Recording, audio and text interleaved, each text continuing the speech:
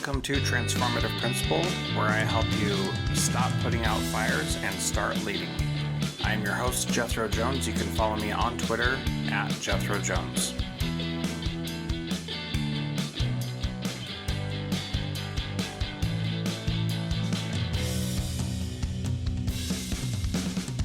Welcome to the Transformative Principal. This is your host, Eric McKelkey, and today's guest, we have joining us John Schembari. Welcome, John.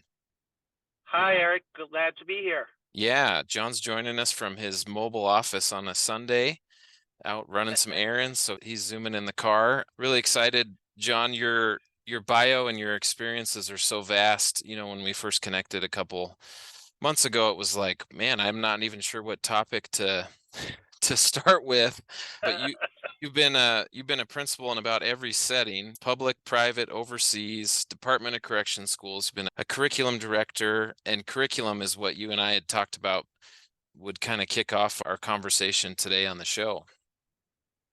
Yeah, definitely, Eric. I'm happy to talk about any and all of it, and glad to be here on a Sunday. And thank you for your time. Yeah, thanks for coming on the show. So, John, let's start with this. When you and I were talking before we recorded, I was taking notes and I really like something you said. We were talking about when teachers come in to the school or the district that are new and what we need to have in place and what they need to have in place. But you had made the comment that sometimes you hear teachers say, well, I got to rush through and teach it all. I got to teach the curriculum. And that was something that you cautioned against. So tell me, what's wrong with that when you hear teachers saying, I'm going to just rush through it and get it all taught?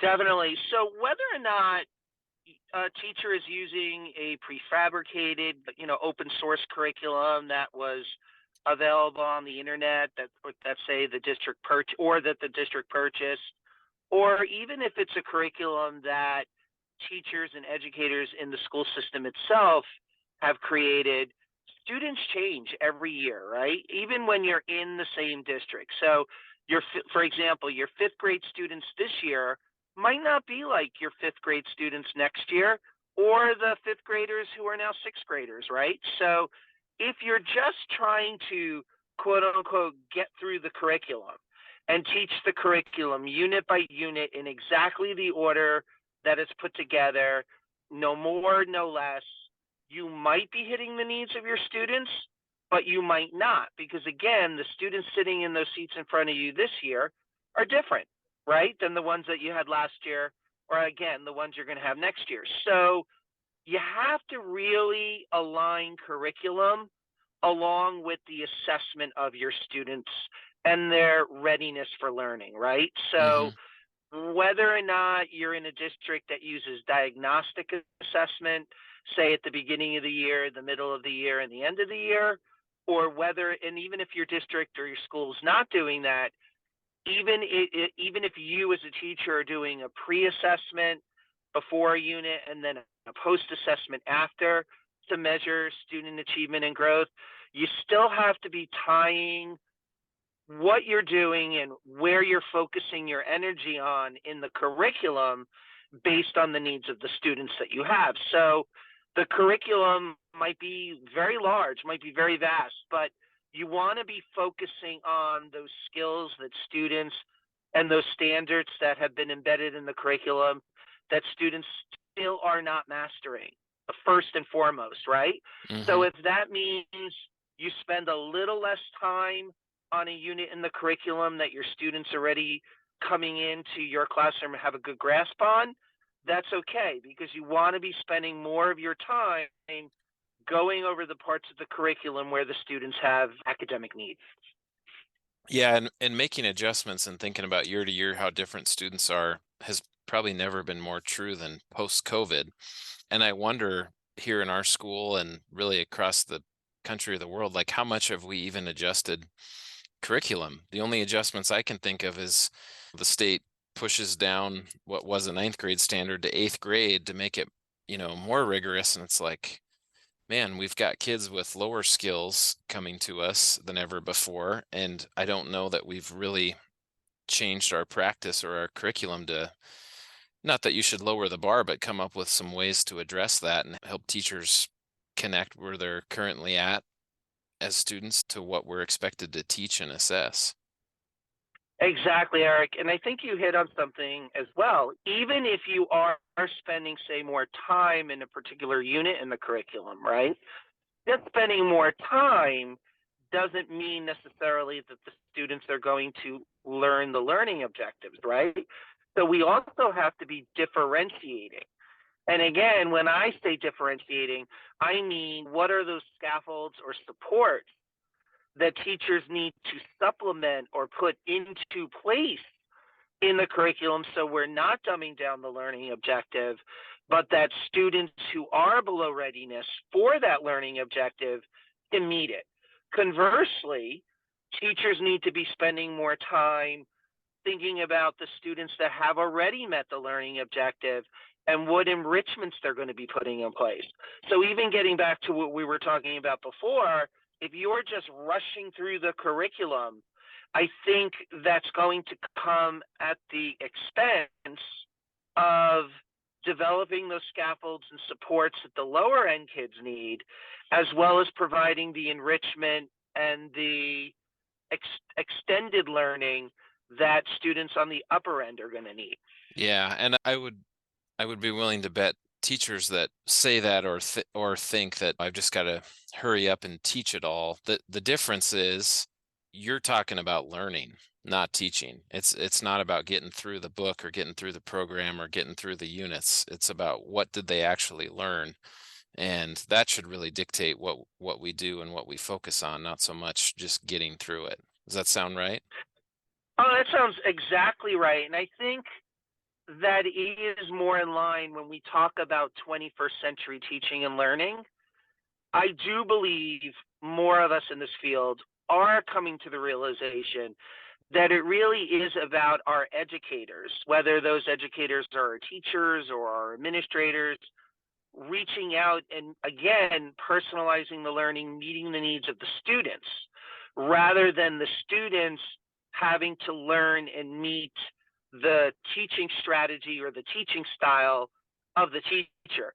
I mean, Eric, when we went to school, right, I think probably you and I had a similar, maybe not, has had an experience where, okay, this is what the teacher does, this is how the teacher teaches. So if the teacher lectures, we were expected to take good notes and sit there quietly and listen to the lecture, right? Well, research does show that just listening and being passively engaged in learning doesn't really work for learning retention, that we really need to be practicing our learning, talking about our learning, right? And again, I think most educators today realize this. So when you say it's about what the needs of the students are and teachers understanding that it's about them learning and not the teacher teaching, again, I think this is right on par, on point for 21st century learning when again we're looking at meeting the needs of our children that we have in our schools today. Here's another comment that you made me think of, John. Do you ever hear teachers when they're working through curriculum development or assessment development, do you ever hear them say, "Oh, we're done with our curriculum"? All the time. Okay, I told you my wife works for a curriculum company, and that's one of her pet peeves. And I've tried to tell her not every teacher loves curriculum, and a lot of principals don't love curriculum. It's one of those things, we know it's important, we know we have to do it, we have a big 5-year plan of what we're going to do. And a lot of times we feel like, okay, once we develop assessments and revise assessments, then we're done. What should that look like if schools have gone through curriculum development, gone through a big curriculum phase, and they get to the last step? What's next instead of being done? Yeah, so I'm a big fan, Eric, of a curriculum review cycle. So if a district could have a 3 to 5 year curriculum review cycle where once the curriculum is done, then you have about 2 years, let's say, where you're really implementing and using that curriculum. But again, by the third year, you should be reviewing that curriculum, considering whether or not things need to be added or taken out of that curriculum per the needs of the students coming into your school, coming into your district. It's then going to take time to, if again, you're not rewriting your own curriculum, if you're investing in purchasing curriculum, and this goes for textbooks as well, actually, that good quality curriculum resources. And then it's also going to take time to then present findings to a board as to which curriculum and or which textbook series to purchase. So when curriculum is quote unquote done, the cycle starts all over again. Again, you have about a year or two with that curriculum, with those, say, textbook materials, but by that third year, you should be, again, revisiting that.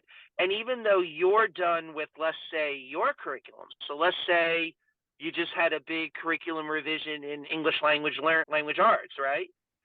A curriculum review cycle should have other departments at different stages of this curriculum review. And the reason why you want to do that is so that way, as a district or as a school, you ensure that you have money in your budget to meet the needs of, or meet and have the ability to meet student needs when it comes to new textbooks in social studies or science or math. Because one of the hardest things is when a district doesn't have money to purchase new materials and students are still using very outdated materials. So having this curriculum review cycle, again, not only ensures that the curriculum is inclusive of best research and practices at all times, but again, from a fiscal perspective, that the district does have money to ensure that all academic departments receive highly rigorous, engaging materials for their students. Yeah. What's your personal view on textbooks and the role they should play in schools? Yeah, so thanks for that question, because I think just like we as educators sometimes say, oh, I got to get through the curriculum, I think another issue with us educators, and I include myself in this, is this thought that the textbook is the be all end all, right? So when I coach teachers and even administrators who might say, well, my teachers don't need to lesson plan, we have a textbook, right? And they give suggested lessons in the back. So why are teachers turning in lesson plans, right? We don't need that. We got the textbook. Mm-hmm. Well, there are several issues with that. One, I see a textbook as a resource. But as I often tell folks, the textbook publishers, and again, the organizations producing curriculum, don't necessarily know your specific students. They don't know what your students sitting in front of you need today, right? They're often aiming for almost like kind of the average kid, right? And even though I think textbook publishers are getting better at providing ideas for differentiating learning on the lower end and the upper end, still no publisher is going to completely understand or know your students or the particular communities in which you are working, right? So as an educator, you're going to need to step up your game and figure out how you're going to supplement the textbook or the curriculum with, again, material topics that are going to engage your students. So I'll give you an example, Eric. I did some work in North Dakota on the Lakota reservation. And I was really impressed. I saw this one teacher. She was a high school English teacher, and she was teaching students. They might have been freshmen, or maybe it was 8th grade. I can't quite remember. But she was teaching students how to cite evidence to support a claim. And she was using, and that was in the textbook, but she also decided to have a supplemental reading on the Lakota powwow that she gave her students. And I thought that was genius because students already culturally had background in that. So when they were reading the article, they already had a basic understanding of what that article was saying because they came from that cultural background. And so I think it was easier for students to see specific evidence in the text that was supporting the central theme, because they weren't getting caught up on words or cultural concepts. And yet the textbook that they were using didn't really have a lot when it came to the indigenous experience or the Lakota experience, right? So I use that as an example when I talk with folks, because they had the curriculum, they had the textbook from a well-known, respected publisher, but again, they weren't really, those resources weren't really completely geared to the students that teacher was serving. Yeah. And I remember they used to say Texas and California is what drives the textbook materials and decisions, not North Dakota, certainly not Wyoming. I know that. Well, that's true too. Then you're even talking, we could talk about that too. We talk about equity of student voice, but there is that dichotomy or that difference between urban districts, rural districts, rich districts, poor districts. And yeah, I would say that the textbook publishers are probably thinking more also about particular states, and they're thinking of the big populous states like New York, Texas, California. Yeah. Well, and from my personal experience, when I was a first year language arts teacher, the textbook was my life raft. It kept me alive and kept me from drowning when I didn't know where to go for resources, or you rely on it more when you're inexperienced, is what I felt. But then as you start to look at, well, how does this align with our students and our community and their interests and their skill level? And then the other big one was our assessments. If we're taking a state assessment, I'm pretty sure this textbook company is not creating exercises and focusing on those specific skills and standards that students are going to be assessed on. And you start to find yourself kind of veering away from it, and it becomes more of really a resource, where when I don't want to go produce my own things or find my own things, it is a good tool, in my opinion, but really shouldn't be driving what we do. I do know there's a lot of districts that, when they go through a curriculum adoption process, they buy a textbook. K-12, we're using Singapore math, and that's what we're all going to use. I also know, and I've been lucky, I've been in small districts my whole career, where teachers have a lot more say in the curriculum. What's your take on that? If option A is we're going to buy this program and use it K-12, versus option B is teachers are going to write the curriculum, write the assessments, which is a ton of work and is going to take a while. What do you think districts should aim for between those two approaches, John? Yeah, I think, but both of those approaches have pros and cons, right? So I think it's where you are as a school or a district. So to piggyback on what you were saying before about being a new teacher, right? And using curriculum, pre-established curriculum, using textbooks was a lifeline. And I would agree with you that when you're a new teacher and you're just trying to survive classroom management practices and developing those, and you're just trying to survive day by day and not have the kids swinging from the chandelier, so to speak. Yeah. I think if that's the kind of district that you're in, if your teachers are moving in and out, if your students are moving in and out, it might make sense to get a vetted, research-based curriculum that's already out there, because a lot of them are quality, right? Now, if you're, however, in a school system where you have more stability, your teachers have been there for a while, your teachers are proficient and are well developed in their craft, if you have educators that are really vested and curious about the process of assessment and learning, and they themselves enjoy developing curriculum and developing assessments, and that keeps them vested in the process of teaching and learning so they don't up and leave, then I think you might be in a situation or an environment where it makes sense to have professional learning communities of your teachers creating curriculum and then going through that 5-year curriculum review cycle, right? Because there are many educators that get excited by those projects because they are learning right along with their students. So again, I think it depends, Eric, on where you are and where you're working, really. Yeah. Well, and the other challenge when you have teachers generating a lot of that themselves is when you have turnover.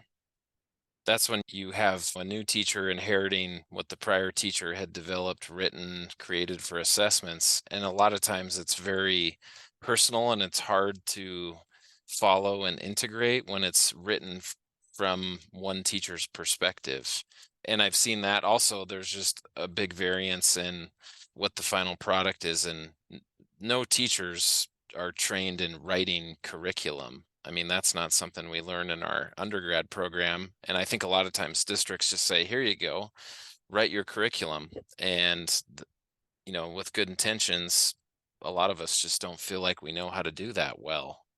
Yeah, I'm glad you brought that up because when I say a district might want to write their own curriculum or teachers in the district might want to do that, I still think there should be a process for that, right? And I'm a big fan of ensuring that regardless of who the teacher is creating that curriculum, it is based on standards, whether those are your local state standards or national standards. Any and all curriculum needs to be based on the grade appropriate standards that have been established for your jurisdiction. And then once you know what those standards are, then I think it becomes a question of ensuring that when we're writing curriculum, we're not overdoing it on some standards, double dosing, triple dosing on some standards, and then missing other standards entirely. Also, standards can be written very concisely or they could be very broad, right? Especially when you look at standards, if we use an ELA example, figurative language. There's tons of figurative language, right? So you're not going to have kids understand and interpret figurative language in a single lesson. Mm-hmm. There's metaphors, there's similes, et cetera, et cetera, et cetera. So you're going to have to break that standard apart. So after you know what standards you're going to be using to craft your curriculum, then I think it's also about really using some of the research in the work of Larry Ainsworth, where he talks about breaking down standards or unpacking standards into their component parts, where you're circling the nouns, which is the content, and underlining the verbs, which are the skills that students need to learn. And if you break that down, if you break those standards down into those component parts, then the next step is really to develop your units of study to make sure that, there's a logical, coherent progression of what you're teaching students when. And all of that needs to be taken into account when you are writing curriculum, so it's not willy-nilly or very unique based on the perspective of the teacher who wrote it, right? And that, that's the start. And then your assessment piece comes in after you wrote the curriculum or have written the curriculum, because then it's about, okay, well, what units am I going to concentrate on based on where data says my student needs are? So even if a teacher writes or a group of teachers write their own curriculum, I still think there's a scientific process to that needs to be followed. But folks aren't just going to know that. They're going to need to have administrators that coach them and provide professional development on crafting curriculum, or they themselves, there should be a mix of, say, new teachers and teachers who have done curriculum writing before, but that knowledge has to come from somewhere. In-house. Yeah. The other big one I forgot of until you mentioned it, John, is writing assessments. I mean, very few of us are skilled in writing curriculum, but then you want me to be an assessment writer? And like the old days when you'd buy the textbook, it's like the tests were on the CD-ROM, and you'd print them off because it's like, oh, these guys know how to write tests. I don't know how to write tests. And I've seen challenges with that too, where districts develop their own. I'm thinking about one grade level in math where the teacher developed the assessments, and after the teacher left and the new teacher came in, they lined up the assessments with the standards and we call them like performance descriptors, what would be proficient, what would be advanced, and found out that most of, if not all, the assessments were written at like the below basic level. Yeah, I mean, assessment writing and development is a whole sub-specialty in education, right? And two, assessment is very varied. I know we tend to think of assessments as paper and pencil tests, right? So first, we have to realize that yes, that's a form of assessment. That's formal assessment, usually done maybe at the end of a unit or at the end of the year as a summative data collection of what did our kids already learn, right? What did they learn after I've taught them? But then there's also the pre-assessment that should be done to determine what exact differentiation your different groups of kids are going to need, how many instructional levels you have in your class, but a lot of us tend not to think of that pre-assessment as helping us to, again, augment or adapt the curriculum for the needs of our kids. And then there's the assessment during learning, right? There are those informal checks on understanding, exit tickets, thumbs up, thumbs down, cold calling, which is still assessment, right? Because it still helps the teacher to decide, do I continue pressing on and quote unquote going through the curriculum as we talked about before, or do I need to stop, pivot, reteach a certain point, right? So there's all of that when it comes to using assessment effectively. And then to your point, are we crafting assessments that are aligned to the standards? Are we really testing and assessing what we say we're assessing? So I'll give an example. If I'm doing a math assessment and I have a large number of ELO learners in my class, English language learners, and I'm doing word problems with those students and they're not doing well, well, it might not be because they don't know the math. It might be they don't know what the English words are or what the writing prompt is asking them to do, right? So we have to be sure that indeed we're teaching or assessing the standards that we say we are, but also that we are even differentiating or scaffolding the assessments for the needs of our individual students, and that indeed we're assessing the skill we say we're assessing. And then the other thing I just hope folks realize about assessment is paper and pencil tests, like I was saying before, are not the only kind. So are you using project-based learning?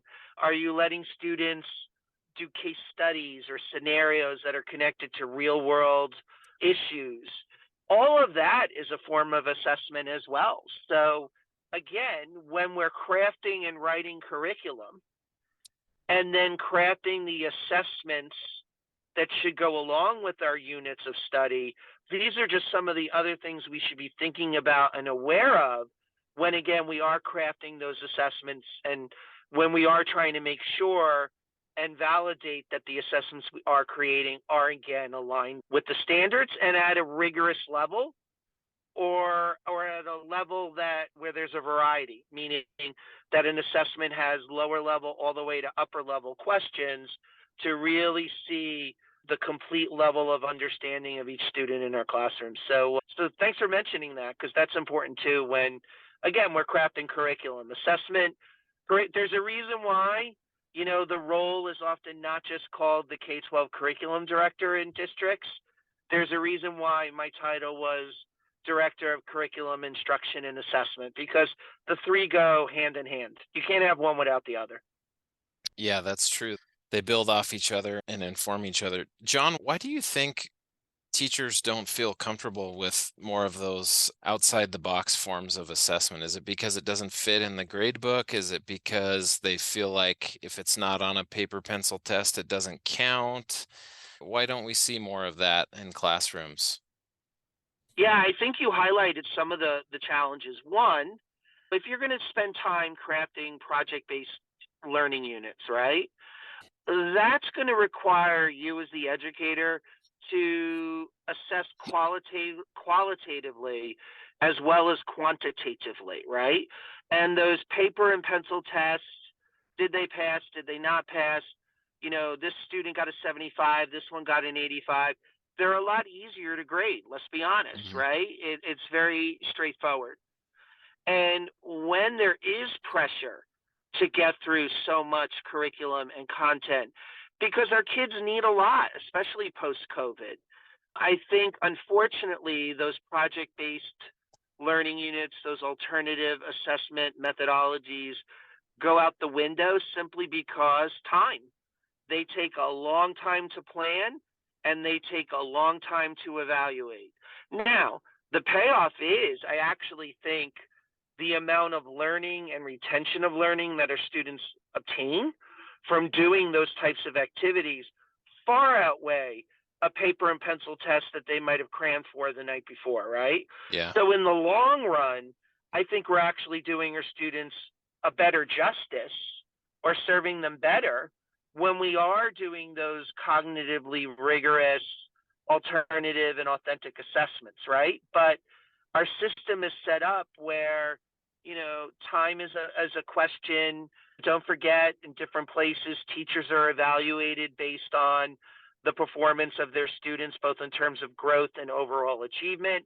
The exact percentage of how much of student growth and achievement is attributable to a teacher's evaluation, I do think differs from state to state, but in some way, shape, or form, all teachers are evaluated on student performance. So I think those kind of things and the way we measure performance in schools and the way that translates into, politics and sound bites about whether or not we're successful with our kids or not in education, I think those things conspire against us when it comes to planning, designing, and then implementing these alternative assessment regimes.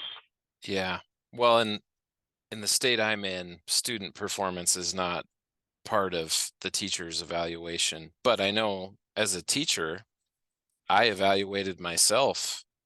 You would look at those results and that's how you judge yourself, which I'm sure most, if not all, teachers are just like me. They're gonna be harder on themselves if things don't go the way they want on a test versus what a principal would say. But in my old school, that was a stressor with the staff, and I would tell them before state testing, there's only one person who gets fired if we have bad test scores, and that's the principal. Yeah.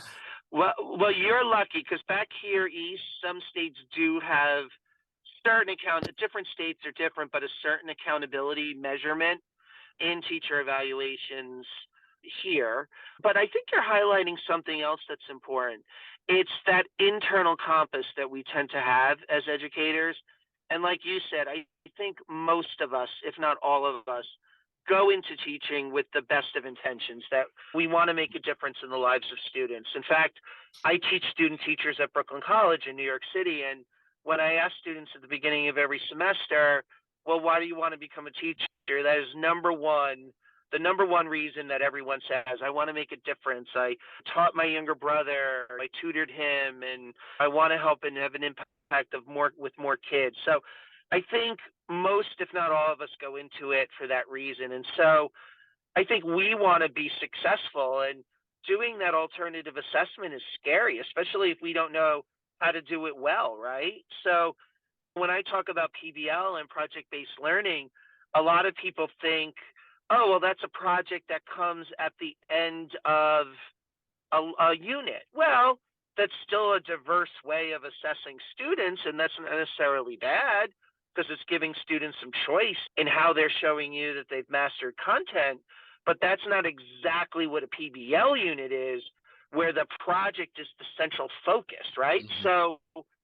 So if you as an educator are not confident in what you're doing, of course, I think you're right, Eric. That's going to have an impact on what you do because change theory also shows us that to make a change, whether that's a change to practice, a change to belief, we are going to go slower at first, even slower than what we were doing that might not be effective or as effective as we would like, we're still going to go slower at first in learning the ropes of any new initiative or any new way of teaching.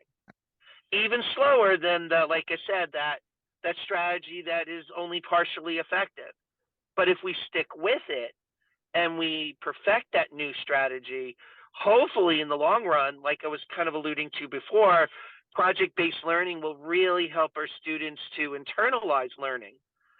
But we as educators have to be open to learning that new strategy of teaching, sticking with it when we make mistakes, and we as well need to have good training on how to do that effectively.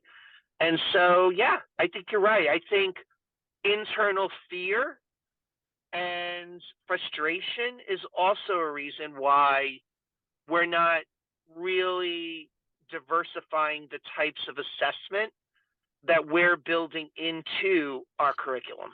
Yeah, great. Well, thanks, John. I wanted to finish with our big question for the listeners. What can principals do this week to be a more transformative leader like you? Yeah, so we are service leaders, right, Eric? And it really is about teachers are service leaders to students.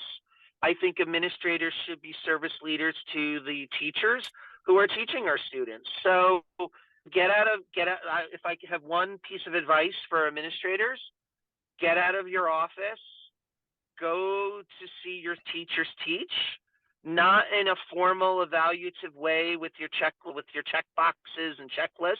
I mean, there is a place for that, but in this case, I would say just get out of your office. I know you have a lot of paperwork. Try to do that paperwork after the instructional part of the day is over. Get out there, observe instruction, and ask this one key question of your teachers. What are you doing this week, and how can I help you achieve that? I love it. I love it. That's a great suggestion. That can start tomorrow, John.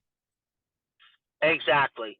Yeah. Easier said than done, because I do know as administrators get bogged down by superintendent requests and community requests, but we got to make time for instruction. It all comes down to student growth and achievement. I mean, that's why we're there, hopefully. Yeah, absolutely. Well, great, John. I really enjoyed having you on the show. Thanks for sharing all your wisdom and knowledge around curriculum and assessment. That was a great conversation today. Thanks, Eric. Glad to be here. Edited by Gage Sanderson.